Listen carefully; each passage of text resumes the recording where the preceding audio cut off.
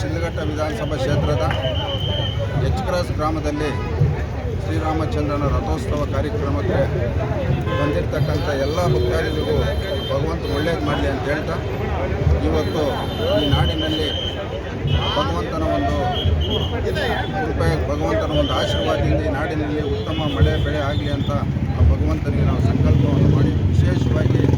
ಶಿಡ್ಲಘಟ್ಟ ವಿಧಾನಸಭಾ ಕ್ಷೇತ್ರದ ಎಲ್ಲ ರೈತ ಬಂಧುಗಳು ಒಳ್ಳೆಯದಾಗಬೇಕು ಮತ್ತು ಈ ಕ್ಷೇತ್ರದಲ್ಲಿ ಜನಸಾಮಾನ್ಯರು ನೆಮ್ಮದಿಯಾಗಿ ಬದುಕಬೇಕಂತೇಳಿ ಭಗವಂತನ ಮುಂದೆ ಈಗಾಗಲೇ ವಿಶೇಷ ಪೂಜೆಯನ್ನು ಸಲ್ಲಿಸಿ ಸಂಕಲ್ಪವನ್ನು ಮಾಡಿದರೆ ಎಲ್ರಿಗೂ ಒಳ್ಳೆಯದಾಗಲಿ. ಇದೇ ರೀತಿ ಧಾರ್ಮಿಕ ಕಾರ್ಯಕ್ರಮಗಳು ಇಡೀ ಕ್ಷೇತ್ರದಾದ್ಯಂತ ಚೆನ್ನಾಗಿ ನಡೆಯಲಿ ಅಂತ ಭಗವಂತನಲ್ಲಿ ನಾವು ಈಗ ಸಂಕಲ್ಪವನ್ನು ಮಾಡಿದರೆ ಎಲ್ರಿಗೂ ಒಳ್ಳೆಯದಾಗಲಿ ಅಂತೇಳಿ